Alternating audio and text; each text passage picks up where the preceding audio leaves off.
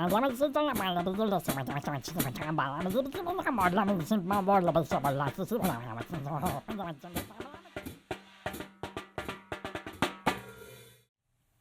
back to Communicology. Today I'd like to talk to you about some old Aristotle stuff, going back 350 BC and discussing the idea and Aristotle's notion that man is a political animal.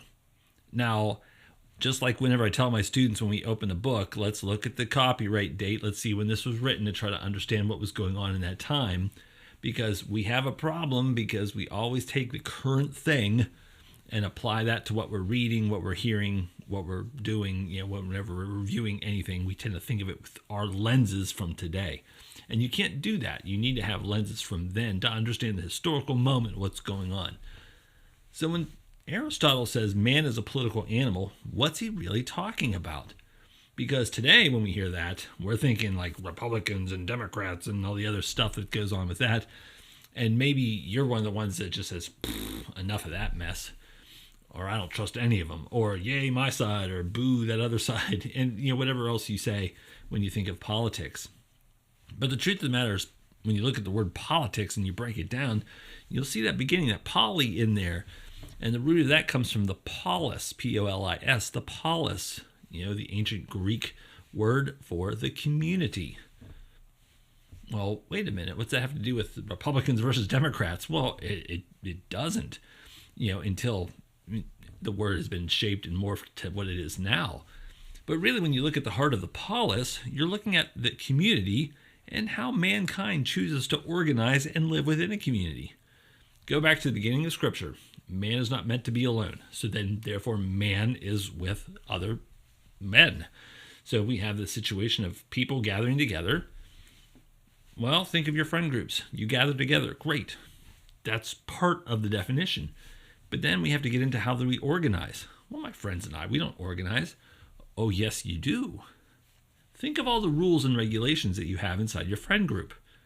Wait a minute, we don't have like a charter, we don't have a constitution, we don't have any of that. I'm not saying you have to. You have rules, though. Lots of unspoken rules. Don't talk about this.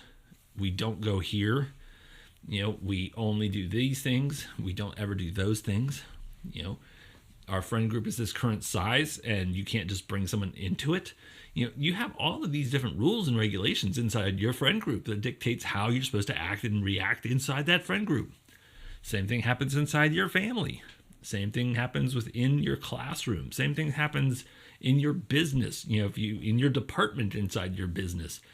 So all of these different places and ways that people gather together, the next step that we do is to create rules, our rules for association. Now, we're allowed to associate however we please. So if you want to gather with like-minded people, great, have at it. So if you want to form people who only collect pennies and just sit there and talk about your penny collections, you can form that group. If you want to talk about football, not just football, but college football, but not just college football, but D3 college football, you can get together with those groups and have those conversations. That's your free association with groups that you can have. But think of all the rules that come along. I mean, you see it all the time when you hop into any kind of social media group. A lot of times they'll have it closed and you ask to join and you have to abide by the community guidelines. Well, what are those guidelines? Well, do this, don't do this, don't do this. And they have all these rules and regulations. That's the heart of the polis. Because whenever man gets together, and this is the generic man, not, only men, but generic man for mankind.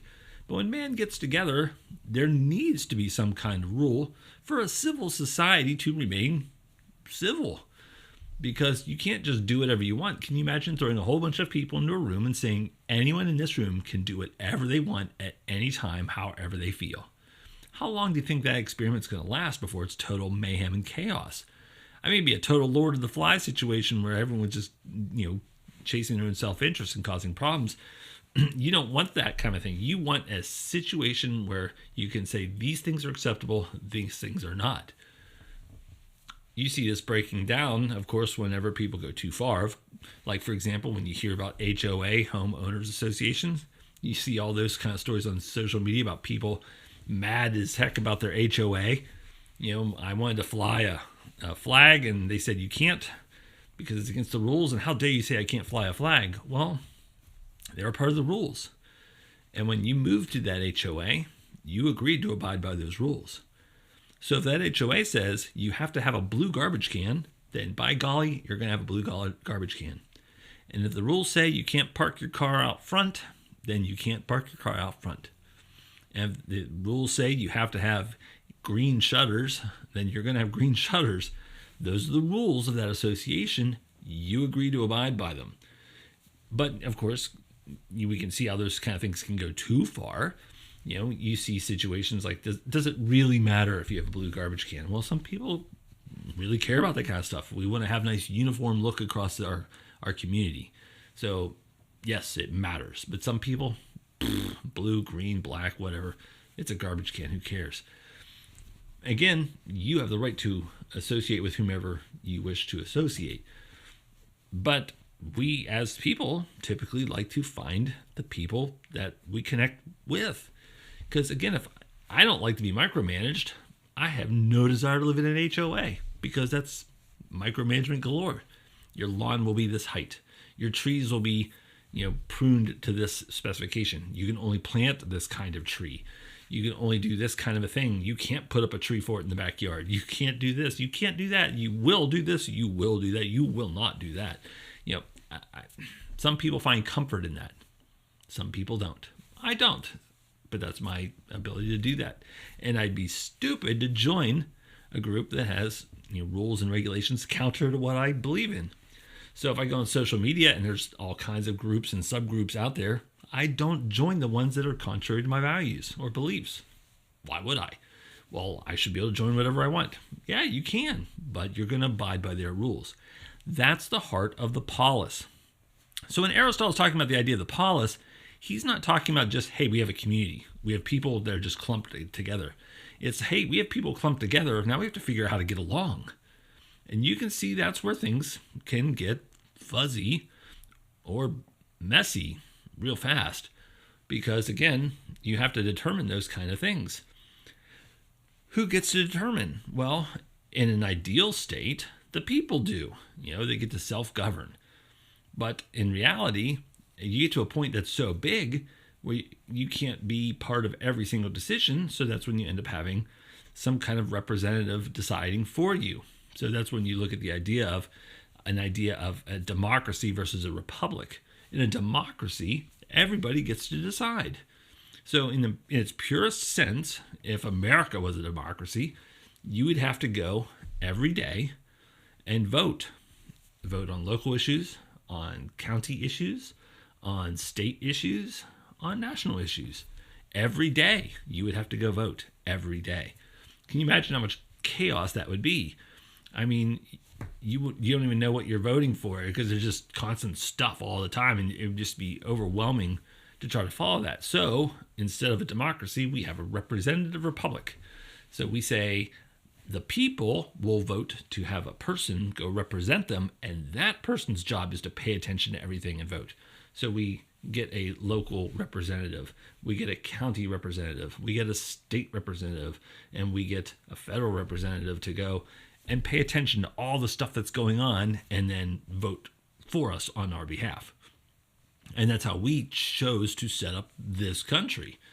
Because, whenever you have 330 million people, it's hard to do a pure democracy. And your friend group, though, it's small. The people that you hang around with, you might have a large group of friends, but the ones that you hang around with, like this group might have 4 people. This group might have 6 people. It's not groups of 30 trying to figure out what they're doing all the time.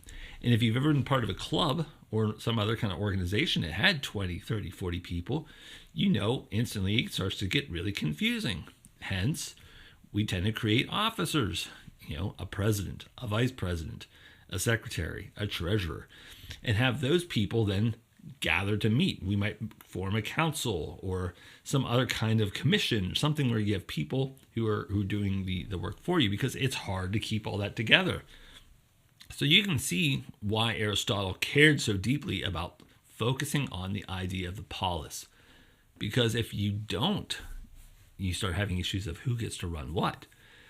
And if you don't do things, and if you don't organize soon enough, somebody eventually is going to come in and say, I know how to fix the problem.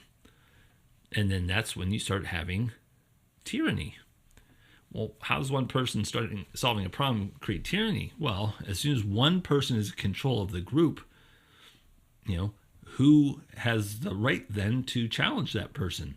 Because we let that person lead, and now that person gets to make all the decisions.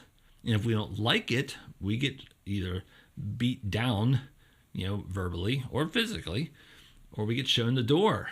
And that's not exactly something that we think would be fun and exciting.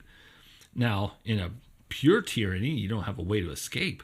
Like the old Soviet Union, you couldn't leave.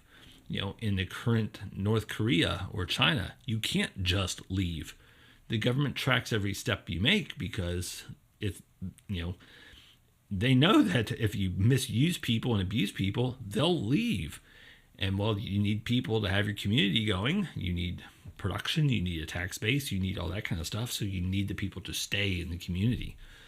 And in a democracy or a republic, people freely come and go. But if you feel like you have a say, you typically stay because you don't feel threatened. So when you have the one person who rises to power, whether that's a monarch like the old days of kings and queens, or you have an oligarchy where you have like a family or a collective that runs everything, then you can start seeing where people would, if they get a chance, they try to get out of there when they can, if they can. So understanding how the polis works is a major issue. And it wasn't just a major issue for Aristotle. A lot of the thinkers of the day cared deeply about it. Cicero wrote extensively on this. If you read his work on the laws or his work on the Commonwealth, you see both of those books dealing heavily with how do we create basically our system in the first place on the Commonwealth. And then once we move into, well, now we're built, how do we self-govern? That's where you have on the laws. So you can see if you read those two works and then you watch American politics, or if you watch, any kind of documentary on politics, and you'll see Cicero's hands all over it. And it's not like, Cicero was some kind of great, mind reader and knew the future. It's just that his works were that influential that if you're going to set up a country, pay attention to people who are kind of smart. They might help guide you on how to do it. And a lot of people have leaned on Cicero very heavily when setting up their governments or setting up their clubs or their organizations. We need to understand how these kind of things set up, because at the end of the day, a collective is nothing more than a group of humans. What are you like? The way you live your life, you like to do what you want to do. So when you wake up, you like to wake up whenever you want to wake up, and you follow a routine that you set for yourself. You eat what you want for breakfast, and then you move through the day doing things that you want to do. So, think of like when you're on vacation or on a Saturday. That's totally dictated by you and what you want to do. And what happens when your plan gets derailed? Now, all of a sudden you have to go do this other thing that someone else needs or wants to do. And you start feeling a little bit cross because you wanted to do something. Again, if we lived as individuals, that's fine. But we don't. We live in a community. And Aristotle understood this. And again, go way back before that. Like I said in the Genesis, that man is not meant to be alone. We're not ever going to want to be that person who lives in a shack in the middle of Montana and hide from the world. Eventually, at some point, you're going to come across other people, or you're going to long to come across other people, because people don't mind getting away from people for a little bit. But eventually, we do need to be around other people. We want companionship of some sort, even if it's just a talk about the weather. We still want to talk about and enjoy another person's company. And not to mention like romantic interludes where we desire that kind of connection and bond with people. So you had a situation where individually we're very, very selfish. And that's understandable. I mean, that's the whole point, that you should be caring about your self-interest. At its base root, that's not a bad thing. I mean, it's not even unbiblical, because you are to make sure that you eat. You're to make sure that you sleep. Those basic things that you take care of yourself. And then from there, you're then poised and able to take care and help others. But you have to, obviously you have to eat, you have to sleep, you have to take care of yourself and be healthy so you can then go and move things. You're supposed to make sure that your faith and your calling, your election are secure. That's what a commandment that we're supposed to make sure that we are, set in our salvation before we start paying attention to someone else. We're supposed to take care of the plank in our eye before we care about the other person's speck. So you see that focus on self that is inherent in Scripture. And people who study Ayn Rand's objectivism see that same basic kind of thing. Even though Ayn Rand was no Christian, you can see where she kind of gets that idea. So if you have self-interest as your start, are you doing okay? And then moving forward. Now, of course, the problem happens whenever you are so focused on self that becomes your only priority. That's when we start getting into narcissism, where everything needs to be tied into you. Everything needs to be focused on you. And that becomes a real problem. Because how can you move into the polis if all you're doing is thinking of self? Why would you care about someone else in the polis if you only care about self? So eventually you have to say, okay, now I'm secure, I'm content, and now I can move forward and help other people. Because we should have a desire to be with other people, to help other people. Then it comes to that big question of, well, how do we do that? What does that look like? And again, that comes down to us getting together as people and determining, when we get together, these are the things that matter for us. I should care about this. You should care about this. We should care about these things together. And you think of all the different things that exist. It's one of the main reasons why typically, democracies, republics tend to work really, really well, because they are heavily focused on first, make sure yourself is in order, and then you can move forward and help others. Capitalism works that way. Get yourself secure, and then you can donate to all the different causes and charities with what's left over that you have. Or you can create focus on building your own business, and now you can hire other people and spread the wealth that way. When you have forced, compliance, that's when you have a problem. So socialism, communism, all of those different, ideologies they require that someone is going to make that decision for you and force you into that situation. Well, you look at all the failures of communism and socialism throughout the years. It's always been based on the idea that if someone's forced to take care of me, why do I have to even take care of myself? Well, you should do this for the greater good. But most people are selfish. So if the things that I need, if I'm not motivated to take care of myself, why would I care then about the other person? All I care is that they're doing something to help me, and if someone else is going to do it for me, that's why you see so much fraud and abuse in systems that the government set up to help people. Because people who are in need, again, Scripture says those who won't work won't eat. That's pretty good motivation, that if you want to eat, you better do some kind of work. Well, what if you can't work? Well, Scripture tells us to take care of the widow, to take care of the orphan. Great. It doesn't say some people who don't want to work, people who are feeling lazy, we should make sure they're totally supported. It's like, no, that's not anywhere in Scripture, nor is it something that's tied into our human nature. Our human nature is take care of yourself, then you can help other people. And we want to help people, and we want to help people who are willing to, be helped and to take ownership in that help. You don't see that with socialism or capitalism. It's purely you will help, whether you like it or not. You will give, whether you like it or not. So there's no way to do that, and when the government is the one dictating those things. As a polis, we need to determine as people how we are to live. So whenever you think of the polis, when you think of all your, when we think of politics, we tend to think of how all that stuff comes into play in our current world and all that mess that happens with all the decisions of government and things like that. But again, when you think polis, reel it back. Go back to your community, smaller, like your town, or your block, your neighborhood, or even smaller, your house, your friends groups, your teams that you're on, or clubs that you're part of, and think, how do we set these things up? How do we organize? Because organization is an important part of a polis. So we have a community that determines how we're going to live when we get together. That's the heart of a polis. And So whenever man is a political animal, what Aristotle is saying is, and then further echoed by Cicero, is that we do like to be with other people. However, when we get to other people, we also need to know how we're going to be civil and act well with other people and care for each other. That's the heart of a polis, that we get to say. We get to be self-governing. That's what I have for you today. Thank you very much for tuning in. As always, please like, share, and subscribe. And if you didn't like what you heard, that's okay. Thanks for tuning in this long anyway. But I'll see you next time on Communicology.